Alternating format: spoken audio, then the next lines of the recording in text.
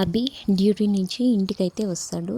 అభిని చూసి స్వర, ఏమైంది అలా ఉన్నారు, ఈరోజు ఎలా గడిచింది అంటే, ఏమైంది నువ్వు ఎదురొచ్చావు కదా, బాగానే గడిచింది.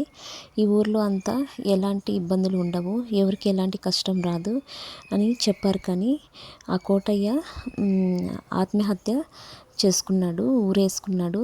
కానీ అది నాకు ఊరిలా అనిపించడం లేదు, ఎవరో హత్య చేసి అలా క్రియేట్ చేశారు అని అనిపిస్తూ ఉంది అని చెప్పేసి అంటాడు. అప్పుడు స్వర, కోటయ్య అంటే అతనే కదా ఈ ఊరి పెద్దావిడ 5 ఎకరాల పొలం ఇచ్చింది, అతనే కదా అంటే, అవును అతనే పొలం ఇచ్చినట్టే ఇచ్చేది ఇష్టం లేక ఇలా చేశారేమో అని నా మనసుకు అనిపిస్తూ ఉంది అని చెప్పేసి అంటాడు.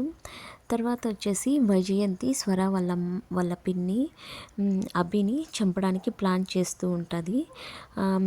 ఆ ప్లాన్తోనే తన తమ్ముడిని కలిసి చెప్తూ ఉంటుంది, ఆ అబ్బి గారిని ఎలాగైనా కానీ చంపేసేయాలి, ఏం చేస్తావో నాకు తెలీదు, ఆ ఊర్లో నీకు ఎవరైనా తెలిసిన వాళ్ళు ఉన్నారా అంటే, ఉన్నారు అక్క, కానీ అతను ఒక తేడా మనిషి, ఆ తేడాకు హద్దులు పద్దులు ఉండవు అంటే, దేనికైనా కానీ ఓ తిక్కకు లెక్క ఉంటుంది కదా, అతన్ని కనుక్కో, ఎలాగైనా కానీ అభిని చంపేసేయాలి అని చెప్పేసి వాళ్ళు ప్లాన్ అయితే చేసుకుంటారు. ఇదే అండి ఈరోజుటి మన లేటెస్ట్ ప్రోమో వచ్చేసి.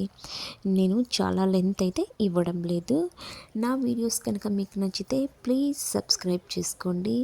Thank you for watching my channel. Please support me.